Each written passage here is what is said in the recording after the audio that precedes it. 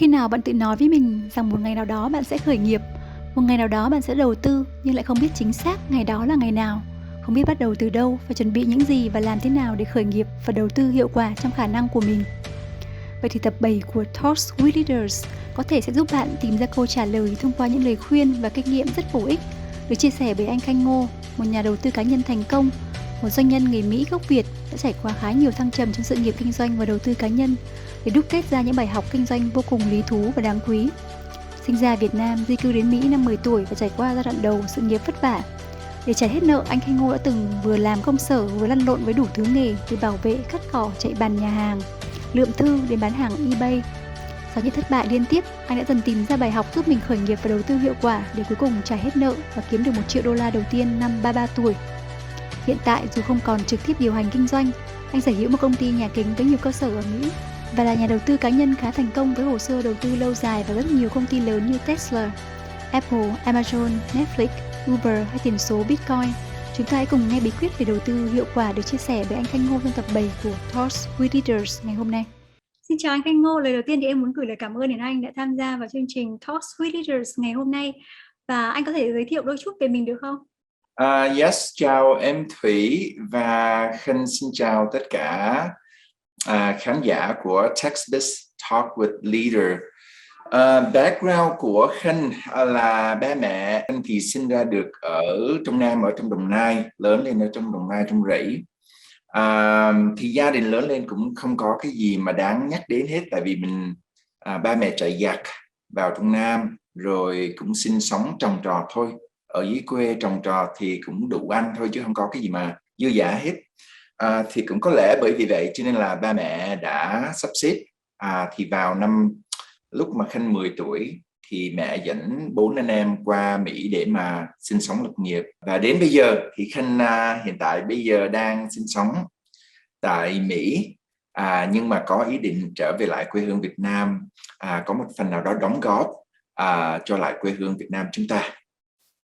Cảm ơn anh rất là nhiều, bởi vì là lần đầu tiên ấy mà em xem được một cái video anh giới thiệu với các bạn trẻ các kinh nghiệm của mình thì em đã thấy rằng là anh Khanh rất là cởi mở, chia sẻ tất cả mọi thứ mình biết với một cái tâm thế là tôi là người đi trước và tôi chia sẻ nó một cách rất là thoải mái. Vậy thì trong cái con đường phát triển sự nghiệp của mình ấy thì anh đã từng bao giờ gặp thất bại chưa, và đến năm bao nhiêu tuổi thì anh bắt đầu nhận ra cái vấn đề của mình và anh điều chỉnh nó như thế nào? Yes, thất bại thì có rất là nhiều em. Khi chúng ta nói về khởi nghiệp đó, hoặc là mình hướng đến một cái mục tiêu nào đó thì nó không có bao giờ y chang như mà cái ý mong muốn của mình. Thì mình phải biết vừa đi vừa chỉnh sửa. Cá nhân của Khanh á, thì lớn lên ở Mỹ, không có ba, và anh trai lúc qua Mỹ á, thì tại vì gia đình nghèo quá cho nên là anh trai bỏ học và cũng đi làm để giúp đỡ gia đình. Vì vậy cho nên Khanh không có một cái tấm gương nào để mà gọi là nhìn lên để mà làm theo. Thì khi mà Khanh học xong và ra ngoài khởi nghiệp á, thì Khanh cũng giống như là một đứa con nít vậy đó, vừa làm vừa học. Thì cũng may mắn là cái tư duy của Khanh á, thì hơi chậm. Khanh cũng không có được là thông minh hay là gọi là lanh lẹ giống như một người giỏi, nhưng mà Khanh may mắn là Khanh có cái tư duy là Khanh rất là tò mò và Khanh rất là kiên nhẫn. Vì vậy cho nên là Khanh vừa làm vừa học, vừa làm vừa học, và Khanh làm sai chỗ nào thì Khanh lại nhanh chóng chỉnh sửa để mà làm tiếp. Từ những cái việc lớn cho đến những cái việc nhỏ, thậm chí những cái video mà Khanh quay đó thì nhiều khi Khanh quay chỉ có 1 phút thôi, nhưng mà Khanh phải quay 50 lần, nhưng mà vẫn ngồi đó làm. Thì trong cái quá trình mà Khanh khởi nghiệp, một trong những cái lần mà Khanh gọi là thất bại lớn nhất đó là Khanh bị phá sản khi mà Khanh đầu tư vào nhà cho mướn, có thể nói là bất động sản. Và vào cái thời điểm đó, một trong những cái lý do tại sao mà Khanh bị phá sản, mất trắng tay luôn á, là bây giờ liệt kê ra lý do thì hầu như là không có cái lý do nào mà Khanh không có va chạm vào hết. Từ cái việc là thiếu kinh nghiệm nè, thiếu vốn nè, không chịu nghe lời nè, ngoan cố nè, tham lam nè, chọn sai người đối tác nè, tất cả những cái lỗi đó là Khanh chạm vào chung một lần. Vì vậy trong một thời gian rất là ngắn, 2 năm thôi, thì Khanh bị mất trắng tay và bị phá sản. Và đó là một cái bài học mà làm cho Khanh thức tỉnh dậy rất là nhanh trong những năm sau này. Khi mà sang Mỹ thì anh bắt đầu khởi nghiệp lần đầu tiên là khi nào, và trước đó thì anh đã làm những gì, và sau đấy thì anh đã phát triển như thế nào? Thì khi mà anh học đại học xong đó thì là mình xong rồi đó, và bây giờ mình chỉ tìm một cái công ty nào đó tốt, có một công việc tốt, rồi mình làm, rồi mình thành lập gia đình, rồi mua xe mua nhà là xong thôi. Đó là giấc mơ của Mỹ đó, American Dream đó. Nhưng mà lúc mà Khanh tìm được công việc làm thì Khanh mới cảm thấy là Khanh cảm thấy là giống như cuộc sống của mình nó thiếu thốn cái gì đó. Và trong cái sự thiếu thốn đó thì Khanh có hai cái nỗi đau. Nỗi đau thứ nhất là vào cái thời điểm đó mẹ của Khanh vẫn còn làm một ngày 16 tiếng đồng hồ, hai công việc khác nhau, làm ngày làm đêm, cứ tháng mặt trời mọc là đi làm, khuya 11 rưỡi 12 giờ thì mới đón xe bus về nhà. Nỗi đau thứ hai là tới cái thời điểm đó là đã 12 năm trời mà Khanh chưa gặp mặt lại ba của Khanh. Rất không may mắn, ba của Khanh không có đi theo gia đình được. Vì vậy cho nên là Khanh rất là mong muốn để mà giúp đỡ cho mẹ về tài chính, về tiền bạc. Và việc thứ hai đó là Khanh muốn trở về lại quê hương để thăm ba. Vào thời điểm đó thì ba cũng đã ngoài 70 tuổi rồi, cho nên Khanh rất là lo lắng, và lỡ có chuyện gì xảy ra cho ba thì mình sẽ hối hận. Thì từ hai cái điểm đó thì Khanh mới có cái suy nghĩ là mình phải tìm cách để có thêm thu nhập, tìm cách để mà làm một cái việc gì đó, chứ bây giờ mình làm cái việc này hoài thì cũng không có được. Thì có lẽ các bạn nghĩ là cái công việc chính của Khanh đang làm lúc đó thu nhập thì sao? Thì thu nhập vào cái thời điểm đó thì cỡ chừng 75.000 đô, thì nó cũng không có nhiều nhưng mà nó cũng không có ít, nó thuộc dạng trung trung. Nhưng mà Khanh tới cái giai đoạn đó là Khanh mắc nợ 79.000 đô của tiền học phí đại học, rồi 20.000 tiền của thẻ tín dụng, 20.000 mà Khanh mượn tiền để mà mua xe chạy. Tổng cộng là Khanh mắc nợ hơn 110.000 đô. Và Khanh cứ tính trong đầu, nếu như mà mình cứ làm cái công việc này thì mình sẽ tốn 12 năm trời mình mới trả hết tiền nợ, rồi tới lúc đó mình mới có thể lo cho gia đình. Thì Khanh cứ nghĩ trong đầu như vậy, cho nên là Khanh hoảng sợ và cảm thấy là mẹ của mình không thể chờ 12 năm, ba của mình cũng không có thể chờ 12 năm, thì bây giờ Khanh cần phải làm cái gì đây? Thì đó là cái điểm mà Khanh bắt đầu hướng vào phải làm thêm một cái gì đó.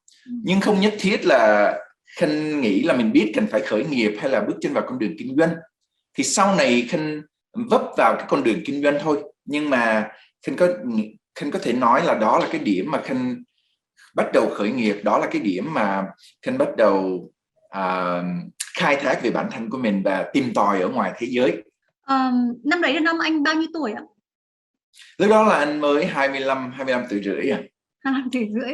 Và sau đấy thì điều gì đã dẫn anh đến cái con đường khởi nghiệp, và anh bắt đầu khởi nghiệp với những công việc gì? Anh bắt đầu với anh bán hàng qua eBay. Đó là cái lúc đó là cái phong trào bán hàng qua eBay nó rất là hot. Và làm sao để mà mình có thêm một cái nguồn thu nhập cỡ chừng 500 đô một tháng để mà trang trải trả tiền nợ để dành là ok rồi. Vì vậy cho nên là Khanh bán từ mực cho đến máy in, cho đến đồ chơi con nít, áo quần cũ, cái gì mà thuộc dạng là ở ngoài mà Khanh có thể siêu tìm được, mà gọi là Khanh có thể mua được giá sale đó, thì Khanh sẽ tích lũy, xong rồi bắt đầu Khanh bán hàng qua eBay. Xong rồi trong tất cả những người bạn của Khanh, ai mà có những cái mối quan hệ mà gia đình có công ty hay là có một cái shop gì đó mà đến mùa cũng như dư đồ ra thì Khanh đều mua về để mà bán lại qua eBay. Thì vào lúc đó thì cái công việc đó là một cái việc mà Khanh có thể kiếm thêm thu nhập. Rồi ngoài cái việc đó ra thì Khanh từng làm ở chạy bàn ở nhà hàng vào cuối tuần, xong rồi Khanh cũng đi cắt cỏ cho người ta vào cuối tuần, hoặc là những ngày lễ mà Khanh được nghỉ. Rồi Khanh cũng từng làm văn phòng, rồi văn phòng ở đây mà không được là phải văn phòng tốt đâu, nhưng mà đây là làm ở trong cái phòng mà đựng thư đồ vậy đó, lượm lặt thư cho họ đó. Nói chung là vào cái thời điểm đó là Khanh cái gì mà có thu nhập là Khanh làm. Khanh cũng đã từng làm bảo vệ rồi, bảo vệ ở một công ty bảo hiểm, vào ca đêm, công việc làm từ 11 giờ đêm cho đến 7 giờ sáng. Và hên là cái công việc bảo vệ đó là ban đêm, cho nên là họ cho mình một cái chiếc xe, rồi bắt đầu Khanh ngủ trong xe và Khanh đem đồ ăn theo, xong rồi bắt đầu Khanh đem theo một cái chiếc mền, rồi ngủ trong xe ở trong cái bãi đầu xe lớn vậy đó. Rồi Khanh canh đúng giờ để mà Khanh thức dậy, để mà Khanh làm đủ trách nhiệm, xong rồi bắt đầu ngủ để mà sáng sớm ngày mai có sức để mà đi làm. Thì đó là tất cả những cái công việc mà Khanh đã từng làm. Và từ cái việc đó, thì cái lĩnh vực ở trong cái sale ở trong eBay á, là nó bắt đầu phát triển, nó cho Khanh thêm một cái thu nhập vững hơn. Và từ cái điểm đó thì Khanh mới suy nghĩ là mình nên tìm hiểu về cái lĩnh vực sale. Thì cái lĩnh vực sale là lĩnh vực đầu tiên mà Khanh bắt đầu tham gia vào, và có thể nói là khởi nghiệp. Rồi từ cái điểm đó thì Khanh mới bước vào bất động sản và đầu tư vào nhà. Sau khi mà đầu tư đấy thì anh có gặp thêm những cái khó khăn nào nữa không? Và hay là tất cả những cái quãng đường sự nghiệp sau đấy là nó sẽ trơn tru? Không có trơn tru đâu em. Vâng, đấy là lý do mà em hỏi. Yes. Thì sau cái lần mà phá sản đó, chỗ bên bất động sản thì anh học được rất là nhiều bài học. Thì vào cái thời điểm đó thì anh đã gặp được người thầy của mình rồi, nhưng mà Khanh không có biết làm sao để mà làm một người học trò tốt. Và Khanh nghĩ đây là một cái việc cực kỳ quan trọng. Tại vì nhiều khi mình gặp được một người nào đó, mình idol họ, mình thích những gì họ đang làm, mình thích cái thành quả của họ, mình tiếng Việt gọi là cái gì, ấn tượng đúng không? Hình tượng của mình đúng không? Nhưng mà mình không có biết làm sao để mà mình xây một cái mối quan hệ với họ, mình có thể gần gũi với họ, mình có thể khai thác cái tư duy của họ, cũng như là lượm từ cái bài học từ họ. Thì vào cái lúc đó là Khanh đã có mối quan hệ với người thầy rồi, nhưng mà Khanh không có biết khai thác những cái điểm đó. Và đó là một cái bài học mà có thể nói là quý giá nhất cho Khanh. Và đó là cái lý do tại sao mà Khanh thất bại ở trong cái lĩnh vực đầu tư vào nhà cửa cho mướn. Thì sau cái việc đó thì Khanh mới thức tỉnh dậy. Khanh nói là thầy của mình là đã thành công rồi. Và thầy của Khanh bằng tuổi của Khanh, nhưng mà anh ta đã xây nhiều công ty khác nhau, đã là có vững chắc nhiều mối quan hệ tốt, đặc biệt là trong cái lĩnh vực bất động sản. Thì Khanh mới nghĩ là bây giờ mình nên học hỏi từ thầy của mình. Tới cái lúc đó phá sản rồi mới nói là ok, bây giờ mình nên học hỏi từ thầy của mình, gọi là thật sự học hỏi luôn đó, chứ không phải là mời đi cà phê hay là chit chat qua điện thoại, hay là tặng quà cho thầy. No, nhưng mà thật sự là học từ thầy của Khanh. Thì Khanh nhớ là trong một cái lần mà Khanh trò chuyện với thầy, thì thầy nói là để mà thành công trong cái lĩnh vực này, hoặc là để mà thành lập một công ty thì Khanh phải dùng cái đầu, quả tim với là hai bàn tay. Thì lúc đó thì Khanh cũng không có biết là ý của thầy là gì, nhưng mà sau này từ từ thì Khanh mới hiểu ra là cái đầu của mình là mình phải biết dùng trí tuệ, mình phải có cái tầm nhìn tính trước 2-3 bước, chứ không phải là làm đến đâu rồi làm đại nó đi, được thì được, không được thì thôi. Quả tim là nó tượng trưng cho cái tâm của mình đang hướng về chỗ nào, và hai bàn tay là nó tượng trưng cho cái sự cống hiến, cũng giống như là cống hiến cho một người khách hàng, hay là cống hiến qua một cái dịch vụ, cống hiến qua cho xã hội, hay là cái gì đó. Thì nếu như mà mình có được 3 cái điểm đó và mình áp dụng nó một cách triệt để, thì mình có thể xây một công ty lâu dài. Thì lúc đó thì Khanh không hiểu, nhưng mà sau này thì Khanh mới nghĩ lại đó. Thì lúc mà Khanh thành lập công ty để mà đầu tư vào bất động sản, thì Khanh cứ nghĩ về làm sao để mà kiếm tiền nhanh. Right? Thậm chí là cái người đối tác của Khanh là Khanh không có hạt về cái cá tính của bạn đó. Khanh cũng không có đồng ý với nhiều việc mà bạn đó làm, rất là ẩu tả. nhưng mà Khanh cứ nghĩ là bạn đó có những gì mình đang cần, thì bây giờ mình cứ hợp tác với bạn đó để mà mình kiếm tiền trước rồi mình lo sau. Và thậm chí những người mà Khanh cho mướn qua những căn nhà đó thì Khanh cũng không có tìm hiểu là mình có thể service cho họ như thế nào, hay là mình có thể giúp đỡ họ chứ nào. Nhưng mà Khanh cứ nghĩ là miễn sao mà họ là bây giờ họ chịu mướn nhà của mình để mà mình có thu nhập, là cứ đưa họ vào đi rồi mình tính sau. Thì đó là cái lúc mà Khanh học được cái bài học đó.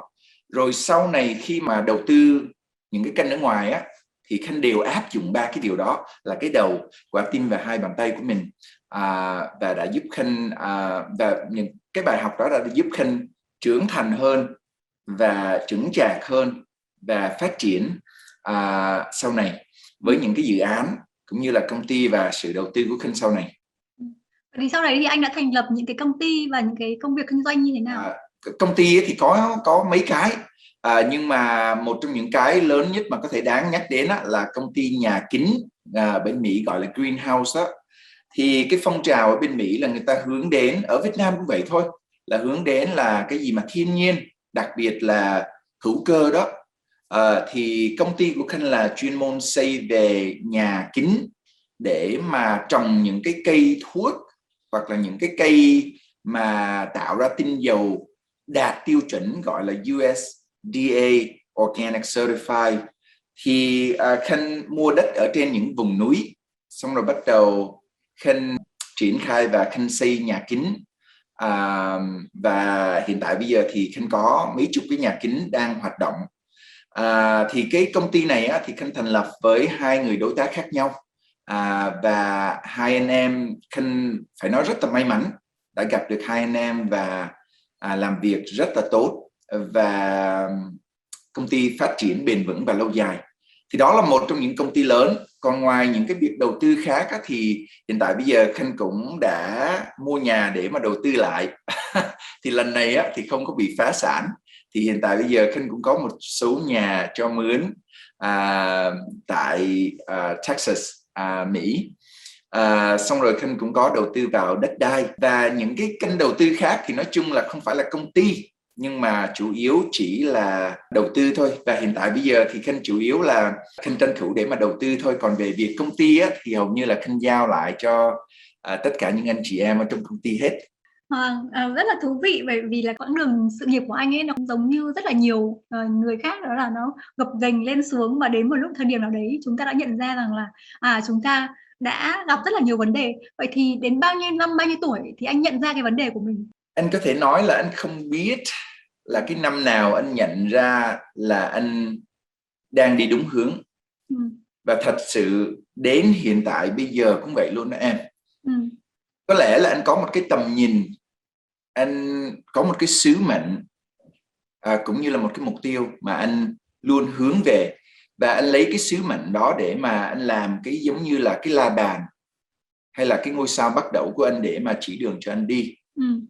Nhưng mà không nhất thiết là anh biết là anh đang đi đúng hướng. Nhưng vào năm 25 tuổi thì anh biết là anh đang đi sai hướng. Và từ cái điểm mà anh biết là anh đang đi sai hướng thì nó làm cho anh muốn thay đổi những gì mình đang làm. Đó là cái lúc mà anh học đại học ra và bắt đầu anh lấy được cái bằng vật lý đó, khoa học vật lý đó, astrophysics đó. Thì đó là một cái ngành rất là khó học. Và sau khi mà anh lấy được cái bằng đó thì công việc ở trong cái ngành đó thì rất là khó kiếm. Và nếu như mà kiếm được một công việc thì coi như là vững chắc và công ty là sẽ làm được lâu dài. Thì rất là may mắn cho Khanh thì Khanh tìm được một công việc sau khi mà Khanh học, lấy được cái bằng. Nhưng mà sau khi mà Khanh bắt đầu làm cái chừng 6 tháng thôi thì Khanh cảm thấy giống như là Khanh cảm thấy cuộc sống của mình nó thiếu cái gì đó. Và cái cứ sáng thức dậy rồi mình lái xe đi làm bị kẹt xe, xong rồi bắt đầu chiều 6 giờ rưỡi hoặc là 7 giờ rưỡi, tại vì làm xong việc mới được về thì lại bị kẹt xe, xong rồi về nhà rồi ăn cơm đi ngủ, xong rồi sáng thức dậy đi làm, cứ ngày nào cũng như vậy. Và Khanh là một người Khanh thường hay suy nghĩ, lái xe thì Khanh ít rất là nghe nhạc, đi tắm, hoặc là khi mà Khanh lái xe thì Khanh cứ suy nghĩ trong đầu thôi. Và nhiều lúc mà Khanh cứ lái xe đi làm là Khanh cứ suy nghĩ, và đầu óc của mình luôn ảo tưởng về tương lai. Đấy, mình cứ luôn mơ mộng là mình sẽ làm được một cái gì đó. Và trong cái khoảng thời gian mà anh làm ở cái công ty đó, thì anh biết là anh sẽ không có làm cái công việc này lâu dài, hoặc chính xác hơn nữa là anh sẽ không có chịu đựng được lâu dài. Tại vì những người bạn đồng nghiệp, những người khoa học rất là thông minh làm ở công ty đó là họ làm rất là giỏi, nhưng mà họ làm ở đó là cỡ chừng có người làm 20 năm, có người làm 30 năm. Và khi mà Khanh nhìn thấy cuộc sống của họ đó là sức khỏe thì không được tốt, ai bụng cũng phệ, tóc thì bạc, rồi trọc, đầu thì trọc, và có nhiều người gia đình thì lại tan vỡ, và có nhiều người không biết là họ làm cái gì, nhưng mà họ phải vào văn phòng để đánh răng, cũng như là họ bán nguyên cái cuộc đời của họ cho cái công việc này. Thì Khanh nhìn vào những cái việc đó rồi Khanh nghĩ là nếu như mà bây giờ mình làm ở công ty này thì 20 năm sắp tới, 30 năm sắp tới mình cũng sẽ giống như họ. Và Khanh cứ tưởng tượng trong đầu là giống như là mình đã coi một cái bộ phim và mình đã biết cái bộ phim đó kết thúc như thế nào rồi, nhưng mà mình ngày nào mình cũng cứ coi cái bộ phim đó và nó cảm thấy rất là chán nản. Thì đó là cái lúc mà Khanh phát hiện ra là mình đang đi sai hướng. Đây không phải là cái hướng lâu dài mà mình sẽ muốn hướng về. Và từ cái điểm đó thì Khanh mới dẫn đến cái việc là Khanh muốn ra ngoài để mà khởi nghiệp, để mà kiên trì nhẫn nại học hỏi, vừa học vừa làm. Thì đến bây giờ thì Khanh không thể nói là Khanh đang đi đúng hướng, nhưng mà Khanh có thể nói là Khanh đang đi theo sứ mệnh của mình. Ok, vậy thì một điều mà em rút ra ở đây đó là chúng ta luôn luôn phải lắng nghe những cái tiếng lòng của mình, lắng nghe những cái ước muốn thực sự của mình, và có khao khát thay đổi, cũng như là cũng dám thay đổi giống như là anh đã làm vậy. Vậy thì theo anh ấy thì là những cái yếu tố nào mà những cái người trẻ họ cần phải chuẩn bị trước khi khởi nghiệp? Trong cái thời gian vừa qua thì anh cũng rất may mắn, anh có tương tác với rất là nhiều bạn trẻ. Anh nhận được hơn 6.000 cái email tới bây giờ, tới ngày hôm nay là hơn 6.000 cái email từ các bạn, và trong đó có 80% là nhắc về cái việc khởi nghiệp, muốn ra ngoài kinh doanh làm ăn, đầu tư trong thời đại bây giờ. Và trong cái số email đó mà anh đã có duyên để mà tương tác thì hầu như một cái việc mà anh nhận thấy là nhiều bạn không có định hướng rõ ràng. Thì một cái yếu tố đầu tiên đó là Khanh có thể nhắc nhở cho các bạn là phải có một cái, cho dù mình không có kinh nghiệm, không có vốn, cũng không nhất thiết là mình cần phải biết là mình làm ở cái lĩnh vực gì, nhưng mà ít ra mình phải có một cái định hướng cho bản thân của mình. Người ta nói là cái thời điểm tốt nhất để chúng ta có được một cái bản đồ là trước khi mình bước chân vào rừng. Và nhiều khi Khanh đọc những cái email này thì Khanh liên tưởng là có nhiều bạn họ đã mắc kẹt ở trong cái khu rừng rồi, và ở trong cái khu rừng này nó rất là hoang mang, có nhiều thú vật, có nhiều con thì muốn ăn thịt mình, rồi có nhiều con thì sẽ cắn mình, mà mình cũng không biết là mình đang muốn đi về hướng nào, rồi mình đụng bên cái cây này, mình đụng bên cái kia, rồi mình chạy qua chạy lại, rồi rốt cuộc thì mình mất thời gian, mất tiền, mất động lực, rồi mình mất đi giấc mơ của mình luôn, rồi mình mắc kẹt ở trong cái khu rừng đó. Thì cái việc đầu tiên là các bạn nên ngồi xuống để mà đưa ra một cái định hướng, cũng như là một cái kế hoạch thôi, kế hoạch 5 năm thôi. Mình đặt những câu hỏi là yes, 5 năm sau mình muốn có thu nhập bao nhiêu. Một cái câu hỏi đơn giản như vậy thôi. Right? Mình muốn có thu nhập 30 triệu, 50 triệu. Mình 5 năm sau mình muốn làm cái công việc gì. Right? Mình có thấy bản thân của mình đang làm cái công việc hiện tại bây giờ 5 năm sau không? Hay là mình chỉ làm để có thu nhập để mà mình sống qua ngày thôi. Right? Rồi mình tất cả những cái câu hỏi này đó về tương lai của mình, về sự nghiệp của mình, thì nó sẽ giúp mình có một cái định hướng, một cái hướng đi để mà mình có thể dẫn đến cái yếu tố thứ hai, đó chính là mình phải có kỷ luật về bản thân của mình. Đấy, nhiều bạn hiện tại bây giờ thì mình không có được cái kỷ luật, là mọi việc mình làm thì mình làm theo cái cảm xúc của mình thôi. Khi nào mình cảm thấy là mình muốn làm, hoặc là mình nghe một bài nhạc nào đó, hoặc là mình coi một cái bộ phim nào đó, là mình nói yes, bây giờ mình về mình khởi nghiệp, mình làm. xong rồi 2 tuần sau thì mình bỏ cuộc. Hoặc là mình biết là mình muốn làm cái này, mình biết là mình cần phải để dành tiền đấy, mình biết là mình cần phải đọc sách, mình biết là mình cần phải gửi email để mà mình kết nối với người này, mình biết là mình cần phải học một cái kỹ năng mới chẳng hạn đi. Nhưng mà bây giờ mình coi YouTube video trước, bây giờ mình chơi game trước, bây giờ mình coi những cái chương trình ở trên TV trước, thì đó gọi là mình phải có kỷ luật bản thân của mình. Tại vì Khanh luôn nói là kỷ luật đem lại tự do. Nếu như mà mình muốn có được tương lai, mình muốn có được tự do tài chính, tự do thời gian, tự do về công việc, thì mình phải biết kỷ luật về bản thân của mình. Và có lẽ cái yếu tố cuối cùng, hoặc là cái việc cuối cùng mà các bạn có thể chuẩn bị ở đây trong cái thời đại bây giờ, là avoid all the distraction, right? Avoid, tránh né tất cả những cái gì mà nó làm cho mình phân tâm. Đồng nghĩa là mình phải tập trung, biết tập trung thôi, đơn giản như vậy.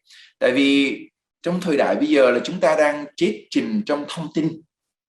Right? Thông tin thì không có thiếu, và thậm chí là nó quá nhiều thông tin đi, tất cả đến từ mọi nơi, right? Và chúng ta đang sống trong cái thời đại của thông tin. Và một cái việc gì đó nhỏ xảy ra ở Việt Nam thì cỡ chừng 2 phút sau á, thì một người ở bên Úc có thể nhận được cái tin đó. Vì vậy cho nên là chúng ta có thể làm tất cả những việc mà chúng ta muốn làm, chúng ta học cái gì cũng được hết trơn á. Nhưng mà ở trong cái điểm đó thì mình phải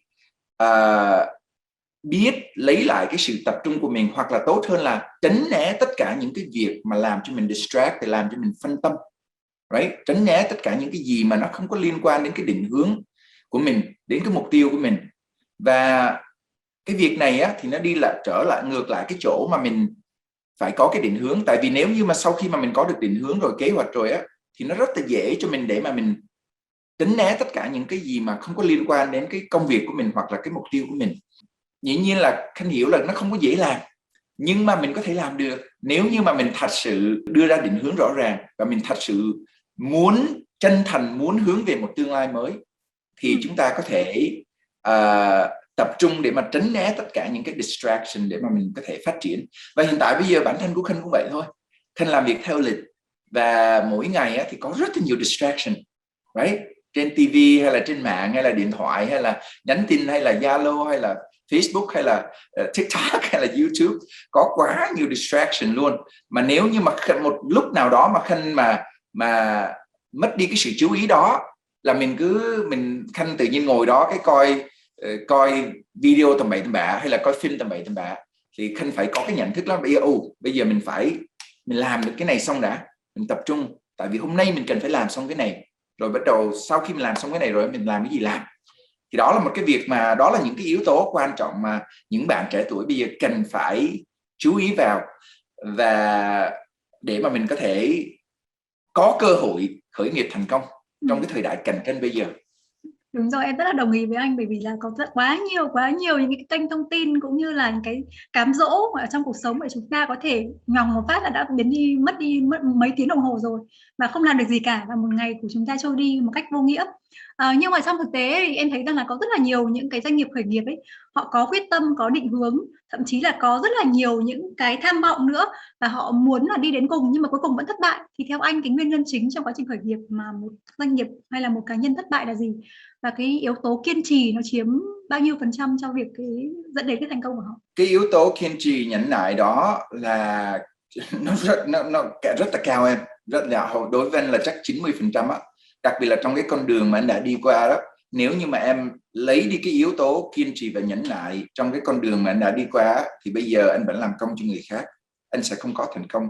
Tại vì tất cả những gì anh làm, tất cả những công ty, dự án, đầu tư, anh không có nhớ là có một cái lĩnh vực nào mà anh làm đùng một cái đúng liền.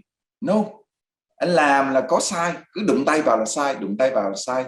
Vì vậy cho nên là nhiều khi yes, mình có kế hoạch, mình có sự tập trung, mình có tham vọng, mình có mục tiêu, mình sẽ chiếm bao nhiêu % ở trong thị trường này, yes. Nhưng mà mình phải chấp nhận là yes, mình sẽ thất bại, mọi việc nó thay đổi rất là nhanh, right? Đùng một cái dịch đến, mình đâu có tính được, right?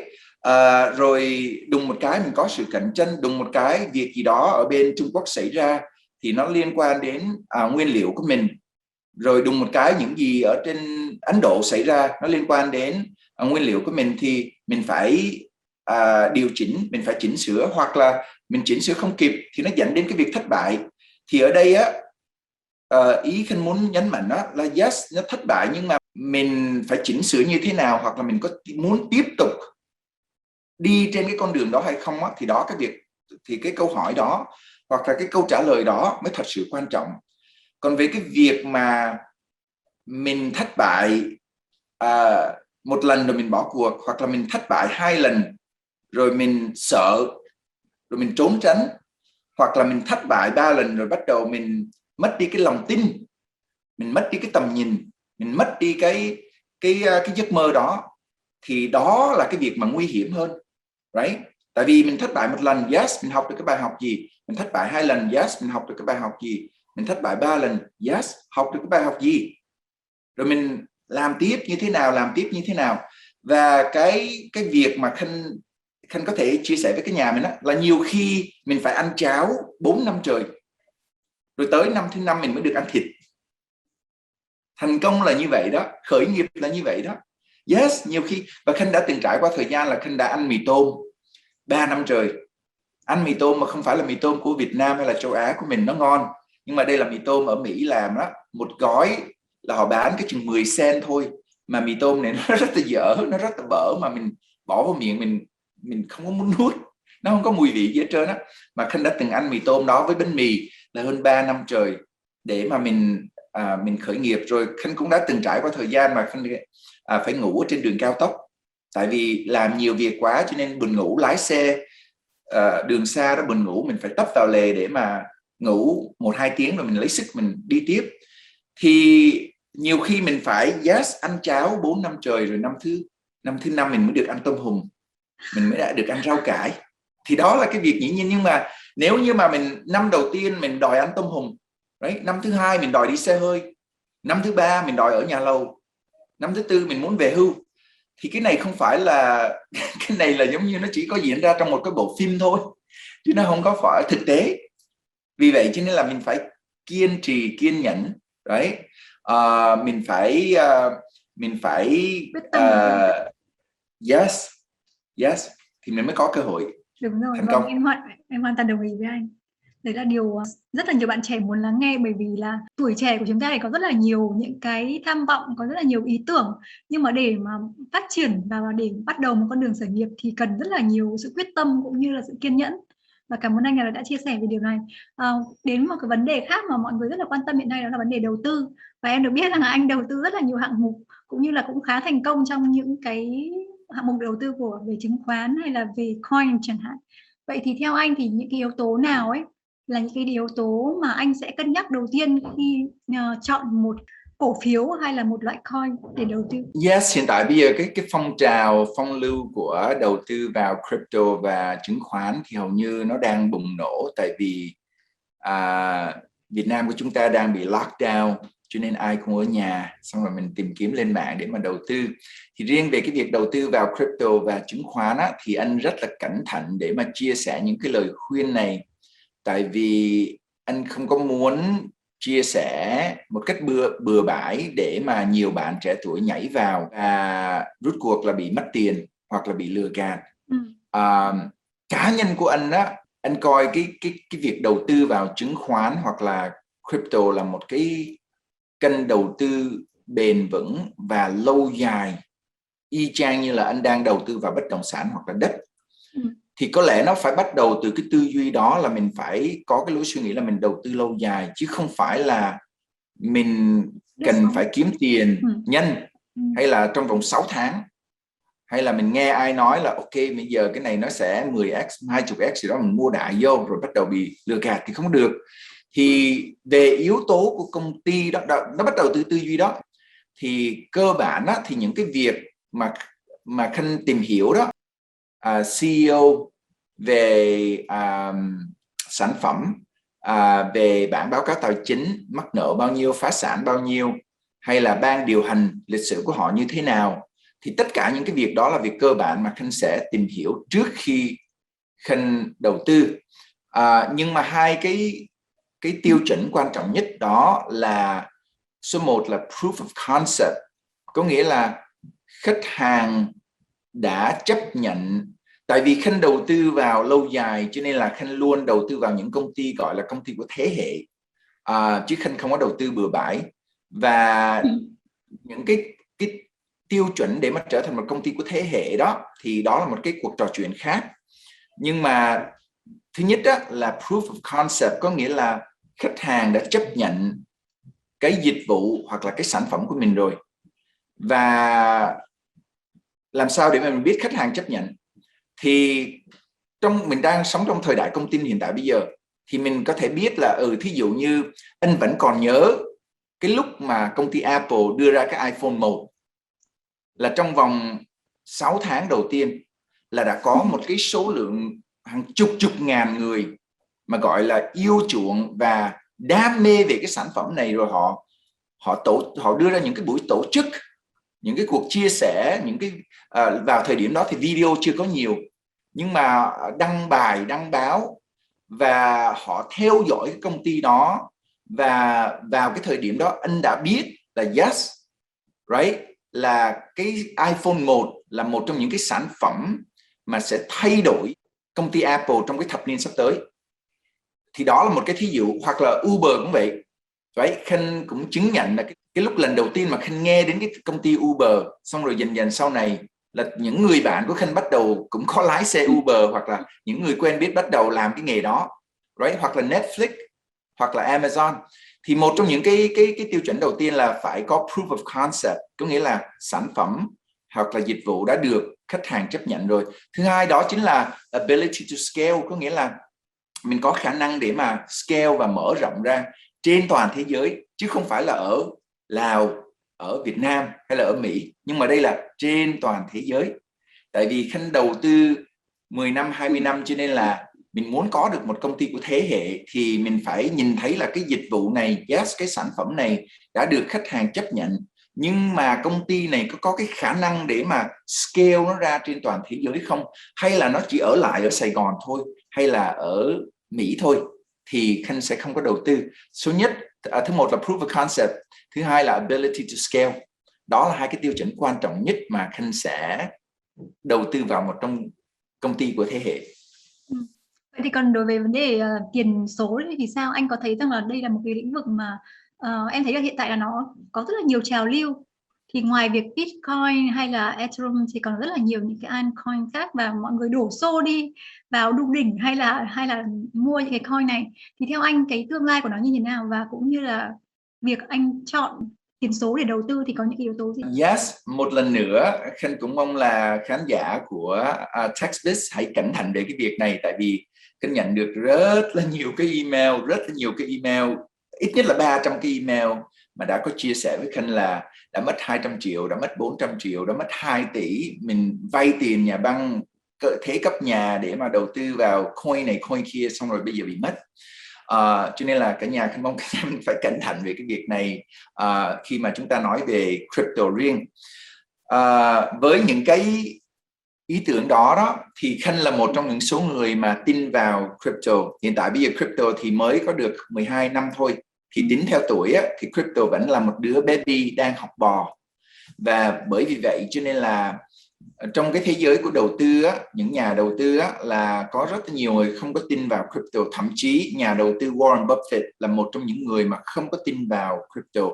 Nhưng cái việc mắc cười ở đây là tất cả những người học trò của ông ta thì lại tin vào crypto. Hai thế hệ khác nhau. Thì Khanh là một trong những người tin vào crypto, và Khanh tin là crypto sẽ thay đổi cái thế giới của tài chính của nhân loại trong những năm sắp tới. Hiện tại bây giờ đó thì khi mà chúng ta nhắc về tổng thị trường của crypto thì nó chỉ chiếm được 2% thôi. 2% thôi. Thì tính ra theo con số đó, tổng thị trường của Mỹ đó thì tổng cộng có chừng 65.000 tỷ đô la. Nhưng mà đó là chỉ tổng thị trường của Mỹ thôi. Còn trên toàn thế giới là có chừng 250.000 tỷ đô la.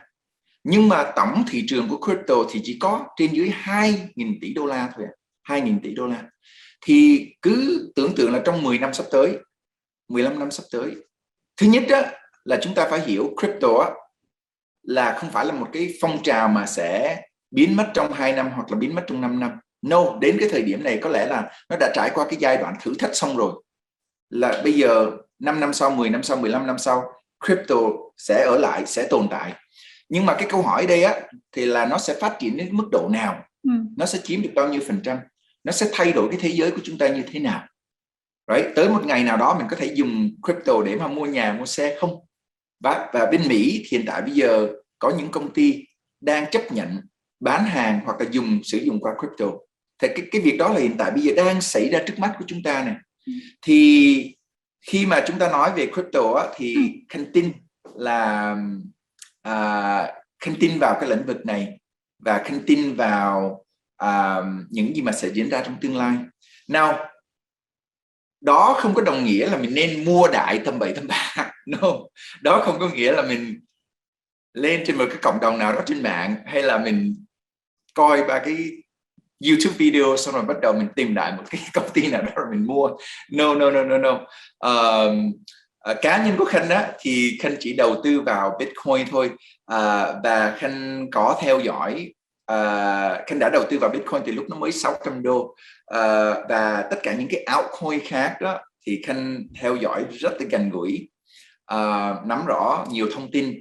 Và nếu như mà bây giờ mà Khanh có đầu tư thêm á thì Khanh sẽ có 1-2 công ty altcoin khác mà Khanh sẽ đầu tư vào, và Khanh cảm thấy là nó an toàn và nó safe, nó chắc chắn, nó đảm bảo để mà Khanh đầu tư vào ngoài Bitcoin. Nhưng mà Khanh rất là cẩn thận về cái coin mà gọi là coin tiềm năng. Khanh rất là cẩn thận về cái điều đó.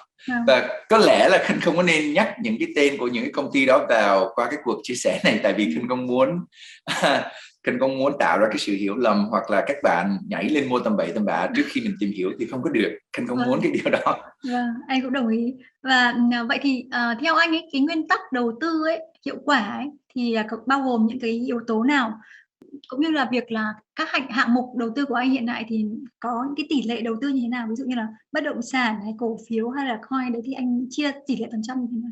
Khi mà nói riêng về đầu tư vào chứng khoán và crypto á, thì Khanh chỉ có một cái nguyên tắc thôi. Các bạn có thể đặt cho nó cái tên gì cũng được hết trơn á, nhưng mà đó là Khanh đầu tư dài hạn, đơn giản vậy thôi.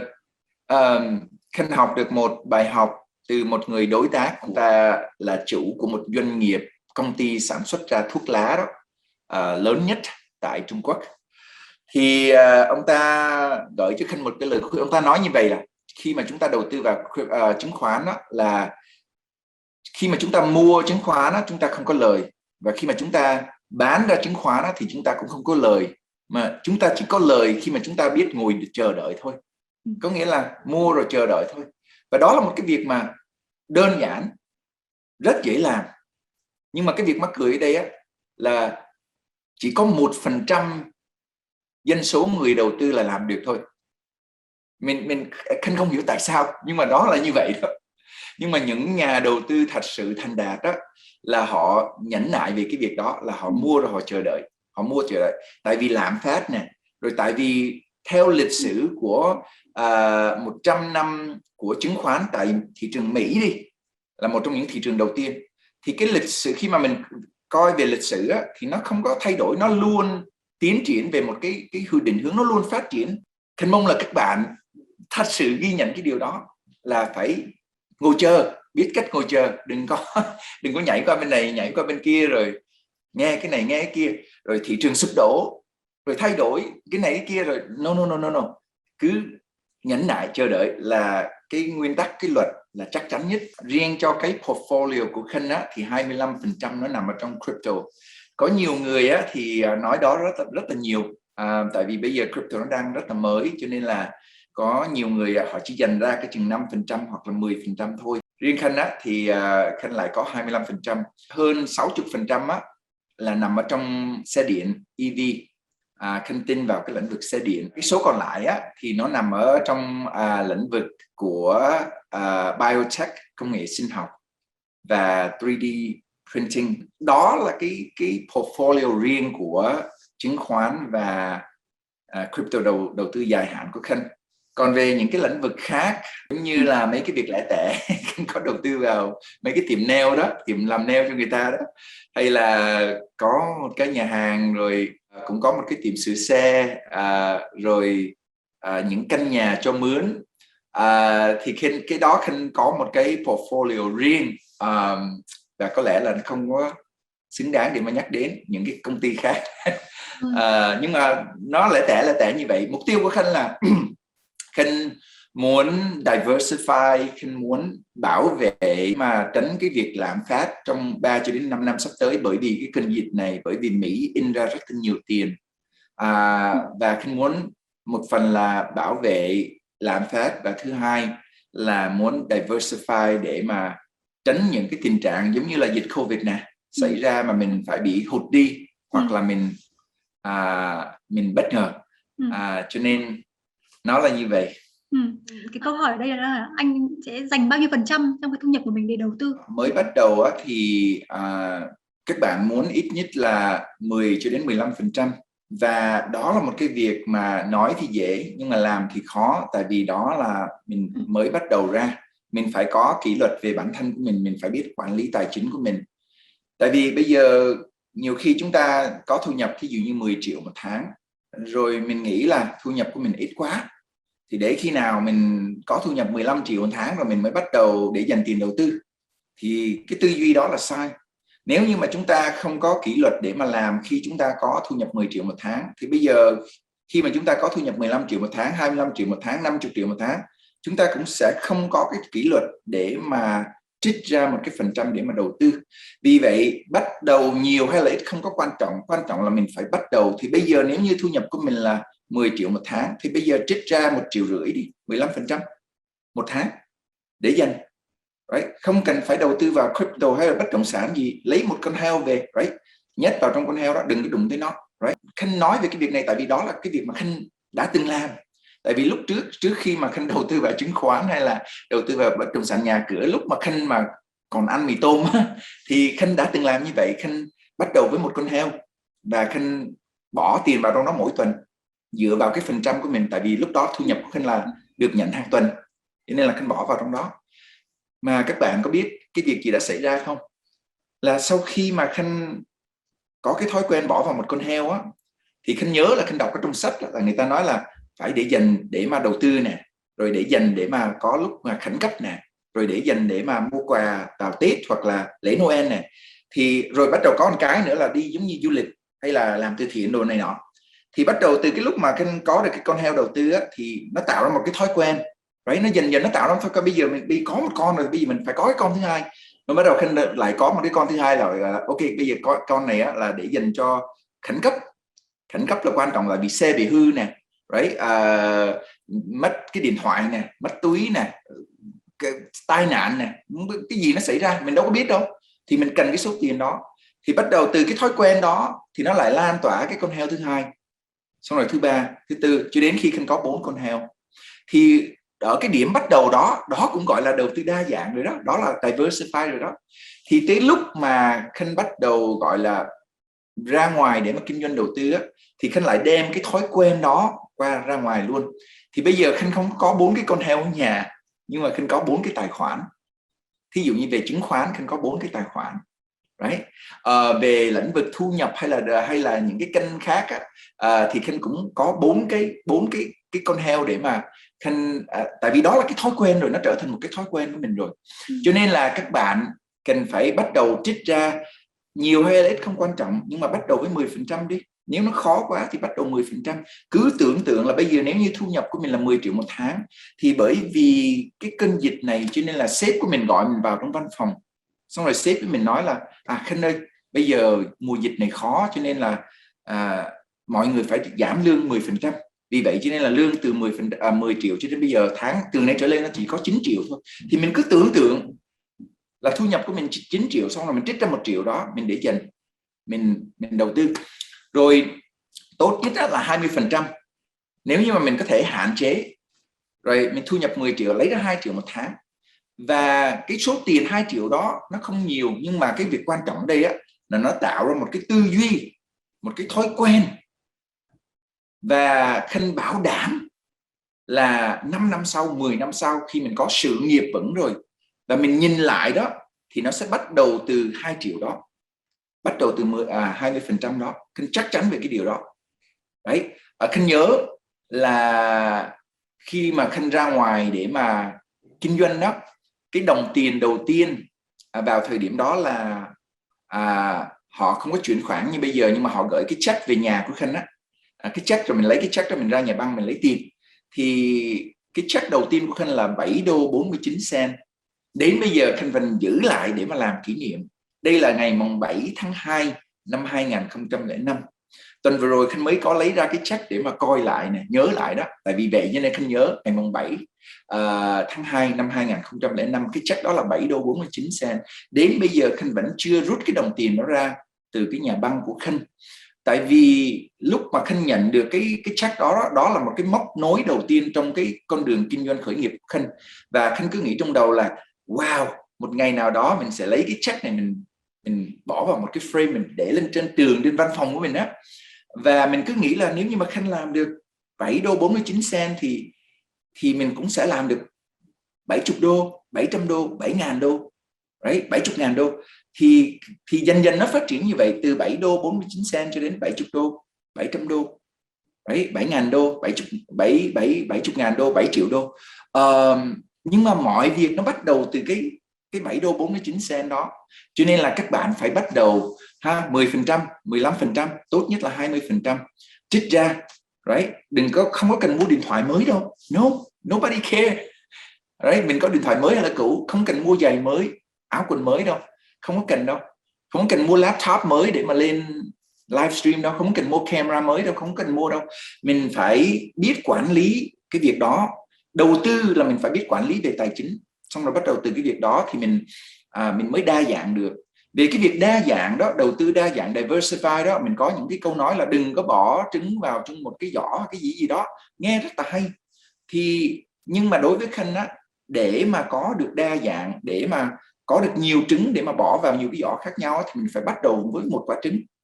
Mình phải có một quả trứng trước. Có nghĩa là cái gì mà mình đang làm hiện tại bây giờ, mình làm cho nó đến nơi đến chốn đi, mình làm cho nó xong đi.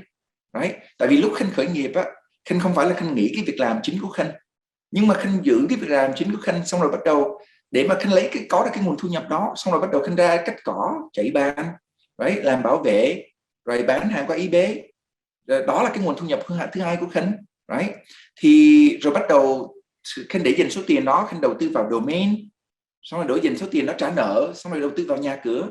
Thì các bạn cũng có thể làm như vậy. Tại vì nhiều khi mình chưa có cái quả trứng nào, mình cũng chưa có cái con gà, nhưng mà mình lại muốn có nhiều trứng để mà để vào nhiều cái giỏ khác nhau thì không được. Người ta gọi là mình spread out too thin, right? Sau khi mà mình vững chắc về một cái lĩnh vực nào đó, công việc nào đó, rồi mình biết cách quản lý tài chính của mình để dành được 10%, 20% mình trích ra. Mình gọi đây là cái số tiền đầu tư của mình. Không cần phải là nhiều, nhưng mà 30 triệu cũng được, 50 triệu cũng được, 90 triệu cũng được. Rồi từ cái điểm đó rồi bắt đầu mình lấy 90 triệu đó mình đầu tư. Rồi mình đầu tư thì nó sẽ phát triển dần dần trong 3 năm, 5 năm, 7 năm. Nó như vậy đó.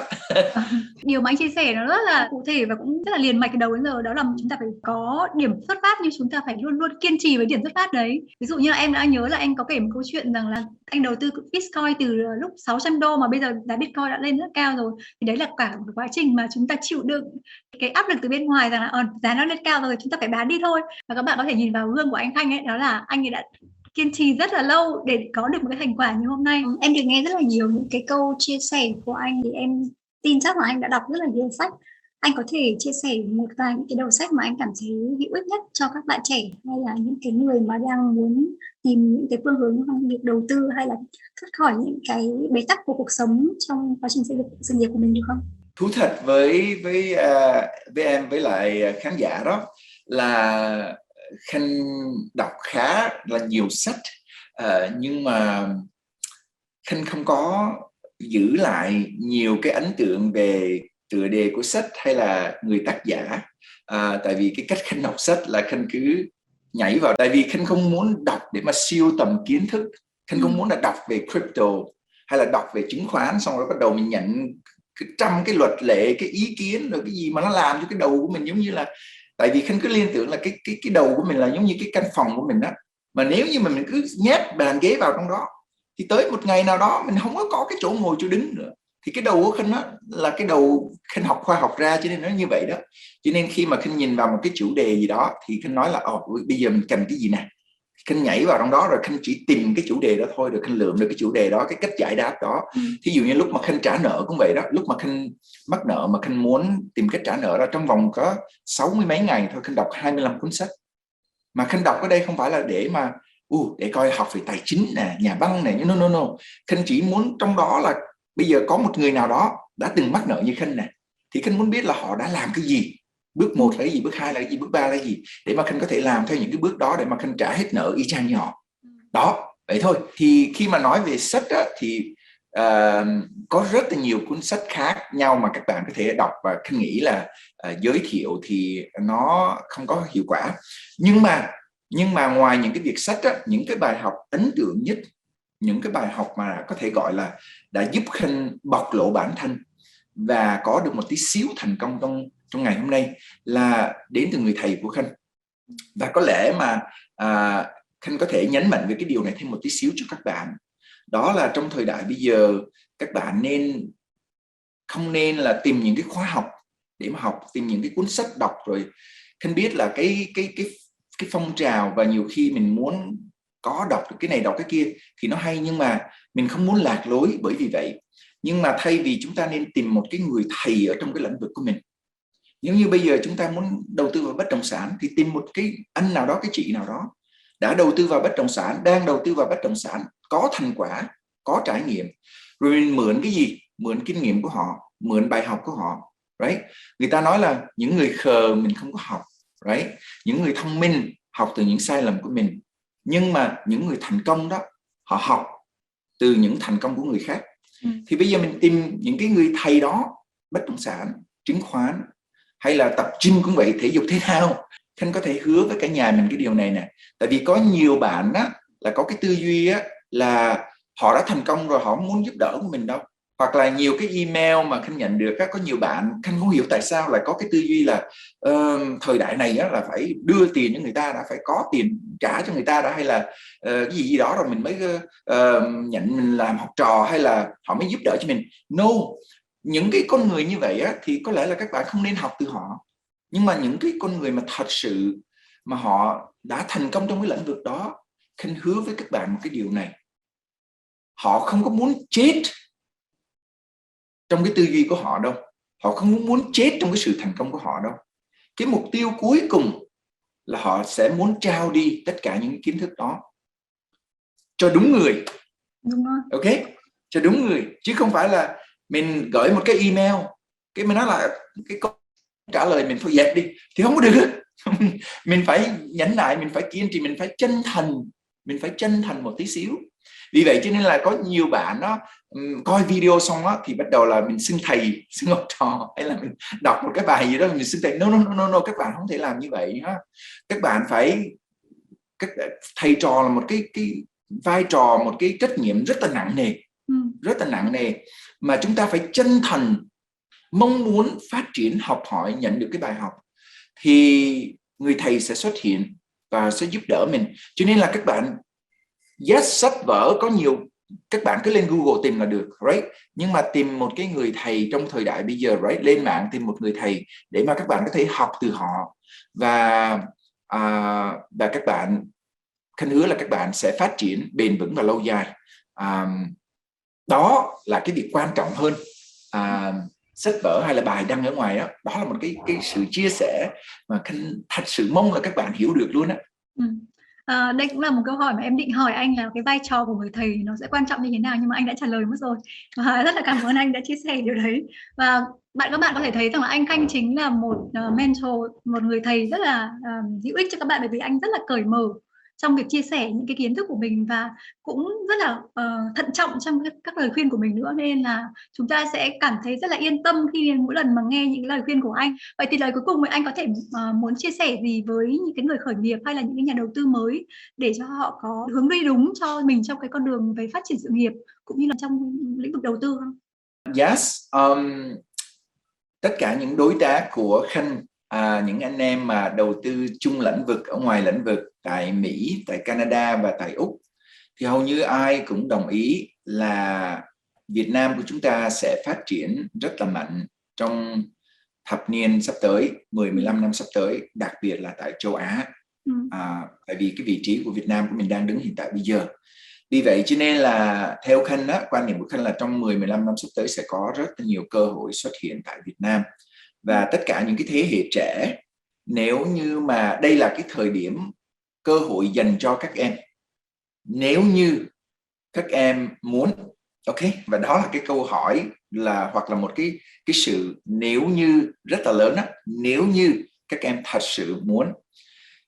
Và theo Khanh á, thì nếu như mà chúng ta không có tận dụng được cái thời điểm này, có nghĩa là mình đã sinh ra trong cái thời điểm này, năm 2021, 22, 25 chỉ có diễn ra một lần thôi.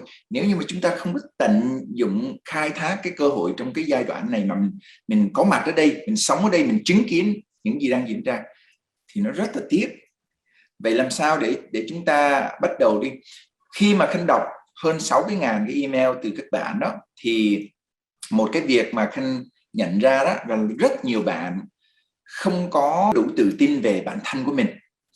Và từ cái điểm đó nó dẫn đến nhiều cái nỗi lo sợ, nhiều cái nghi ngờ, lo sợ, e ngại, sợ thất bại, hay là sợ làm không được, hay là sợ không có đủ điều kiện, hay là em là con gái, hay là em mới 19 tuổi thôi em ở dưới quê lên, em không có bằng cấp thì bây giờ làm sao để anh Khanh ơi, hay là em học đại học nhưng mà em nghỉ nửa chừng, hoặc là em mới đi du học về mà em du học không có xong thì bây giờ em trở về lại nước, mắc kẹt quá, dịch, thì làm sao mà em khởi nghiệp đây, hoặc là em có khởi nghiệp được không?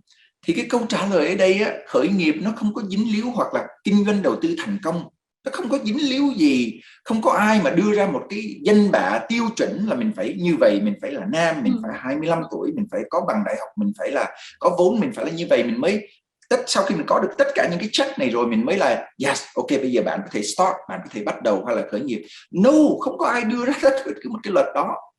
Khanh có thể hứa với các bạn một cái điều này nè, tất cả những anh chị em mà mình đang ngưỡng mộ, kể cả tất cả những người mà Khanh đang ngưỡng mộ nè, Khanh phát hiện ra đó là họ có một cái điểm khởi đầu chung giống như mình thôi.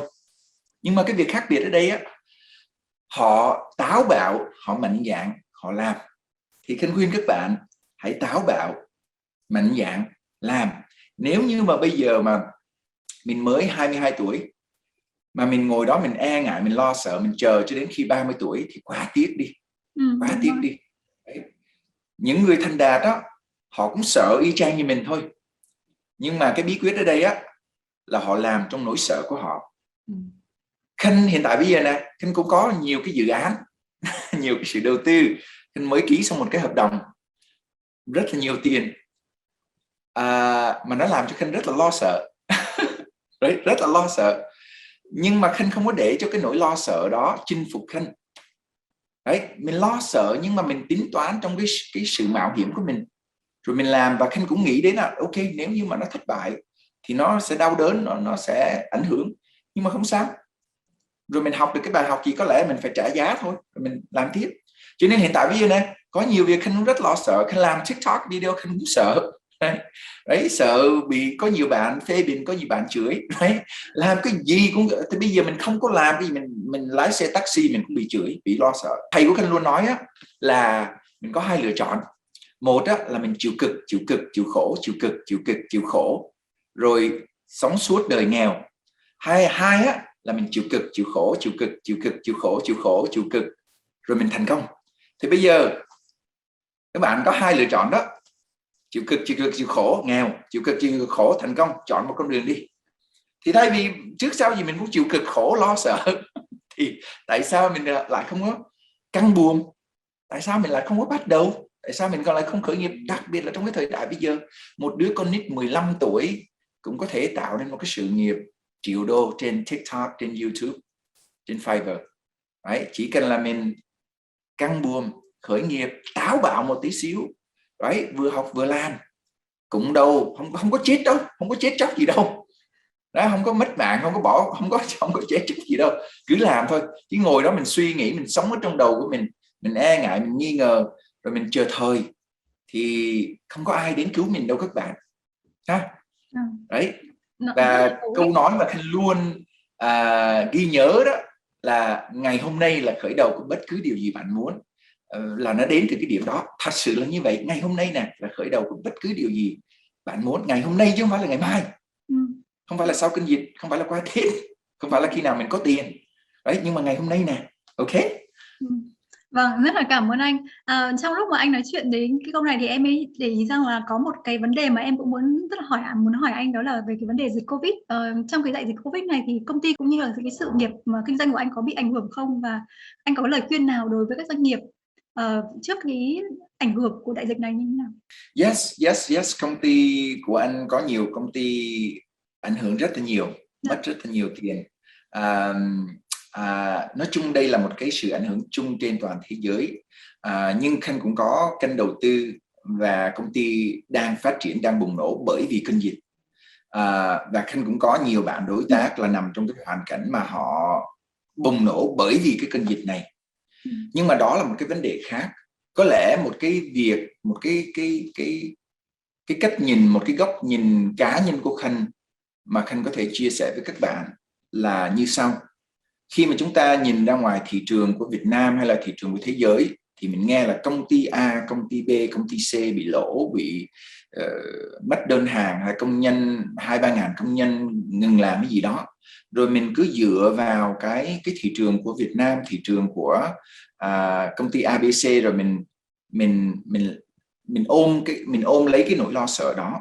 Nhưng mà cái góc nhìn của Khanh á là có hai cái nền kinh tế khác nhau, đó là nền kinh tế của Việt Nam, nền kinh tế của thế giới, rồi nền kinh tế cá nhân của mình.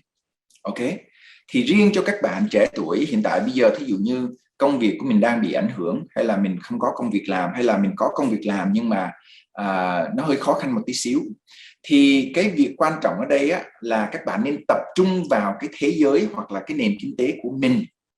Đấy, của mình chứ không phải là của công ty ABC, hay là mình cứ nghe trên đài TV, hay là mình nghe thông tin này rồi mình nói là Việt Nam là như vậy, rồi Việt Nam sẽ sự no. Cái đó nó không có liên quan gì đến cái nền kinh tế cá nhân của mình hết á. Thì bây giờ riêng về cái việc cá nhân của mình á, thì ok, thí dụ như bây giờ mình bị thất nghiệp, mình không có việc làm, thì nền kinh tế cá nhân của mình ở đây đơn giản là ok, bây giờ mình cần phải học cái kỹ năng gì, kỹ năng mới đó. Tại vì trong cái thời điểm này nè, có rất là nhiều bạn, có rất là nhiều công ty. 2 tuần trước có một bạn email cho Khanh, là bạn ta chia sẻ là hiện tại bây giờ thu nhập của mỗi tháng của bạn ta là 50.000 đô một tháng, right? Và bạn ta hỏi Khanh là làm sao để mà bạn ta có thể 5x, có nghĩa là đi từ 50.000 đô cho đến 250.000 đô. Bạn ta sống ở Sài Gòn này nè, bạn ta có một công ty làm việc qua mạng đó, right? Tại sao có nhiều người khắc nghiệp nhưng mà lại có một bạn đó thì lại muốn gia tăng thu nhập, tìm cách để mà gia tăng thu nhập 5x trong cái thời điểm này. Thì cá nhân của mình mình phải đặt câu hỏi là ok, bây giờ mình thất nghiệp đúng không, trước giờ mình làm ở công việc gì đó, bây giờ công ty bị đóng cửa, mình bị thất nghiệp, thì bây giờ mình cần phải học cái kỹ năng mới gì trong cái thời đại bây giờ.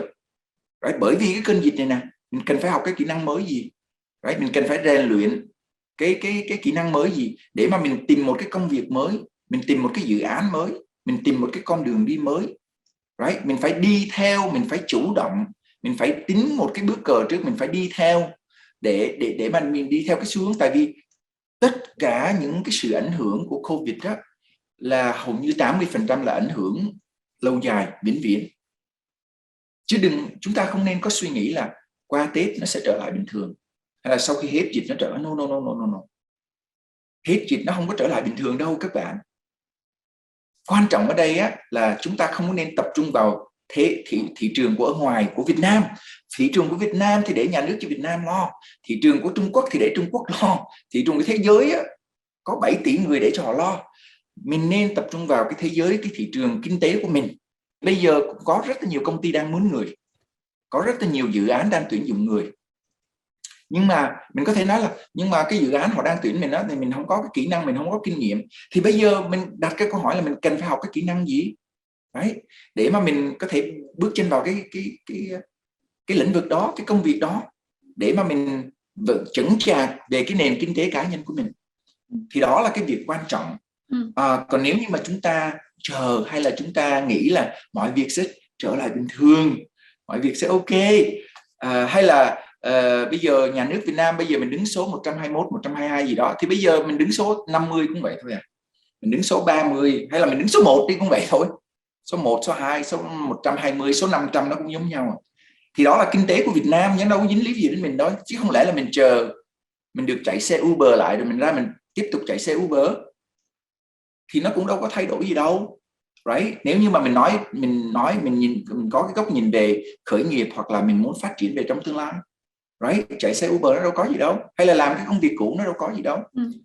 Đó, và cho nên là Khanh rất là passionate, và khi mà Khanh nói về cái chủ đề này á, thì nhiều khi Khanh rất là mất đi trong cái lời nói của Khanh, và Khanh rất là hào hứng, nhưng mà Khanh mong là các bạn hãy hiểu về cái điều đó để mà mình có thể tập trung vào cái thế giới của mình lo cho bản thân mình tập trung vào cái thế giới của mình đó, là mình sẽ ảnh hưởng, mình sẽ làm gương cho nhiều người xung quanh mình, và đó cũng là một cái sự cống hiến cho nền kinh tế của Việt Nam, đó cũng là một sự cống hiến cho xã hội ở ngoài. Như vậy đó các bạn. Vâng, em rất là cảm ơn anh về những cái chia sẻ vừa rồi, bởi vì là thực tế ấy, có rất là nhiều doanh nghiệp hay là những cá nhân bị ảnh hưởng, và em có thể đọc cái hàng ngày em có lên mạng và em có thể đọc thấy rất là nhiều những cái thỉnh cầu cứu trợ từ những cái cá nhân, cũng như là ở Việt Nam thì hiện tại đang có rất là nhiều những cái kênh thông tin là kết nối những cái người giúp đỡ và những cái người mà đang cần giúp đỡ, và cái con số của người cần giúp đỡ thì nó lên đến hàng vài chục ngàn đến vài trăm ngàn luôn. Trong khi đó những người mà có thể giúp đỡ thì chỉ có vài ngàn thôi, có nghĩa là cái ảnh hưởng rất là lớn. Và em rất là cảm ơn anh vì đã chia sẻ rằng là chúng ta hãy tập trung vào cái cá nhân của mình trước, bởi vì là đúng là mình mà phát triển thì xã hội sẽ phát triển. Và một trong những cái điều mà em cảm thấy nhận được nhiều nhất từ cái cuộc phỏng vấn này, đó là anh chia sẻ rất là cởi mở và rất là thật lòng với tất cả những cái kinh nghiệm cũng như là kiến thức của mình. Và em nghĩ rằng là các bạn trẻ hay là cả những cái doanh nhân hay là những cái công ty hiện tại trong cái quá trình khởi nghiệp của mình cũng học được rất là nhiều từ anh. Và em tin rằng là với tất cả những cái dự án mà anh đã ấp ủ cho các bạn trẻ thì nó sẽ rất là bổ ích cho mọi người, và em hy vọng trong tương lai thì Techspeed sẽ có nhiều cơ hội hơn nữa để trò chuyện với anh hay là chia sẻ về những cái dự án của anh ở Việt Nam cũng như là trên thế giới. Và một lần nữa xin cảm ơn anh đã dành những cái thời gian quý báu của mình để trò chuyện, để chia sẻ và để giúp các bạn trẻ cũng như là các nhà đầu tư hay là những cái cá nhân có một cái niềm tin hơn vào trong con đường sự nghiệp của mình. Và xin cảm ơn anh và hẹn gặp lại anh trong thời gian tới. Cảm ơn em Thủy đã cho anh cơ hội chia sẻ, và cảm ơn tất cả khán giả của Techspeed Talk with Leaders, và Khanh chúc cả nhà mình nhiều sức khỏe trong cái thời điểm này. Vâng. Cảm ơn. Xin chào và cảm ơn anh, và hẹn gặp lại anh ngày gần nhất.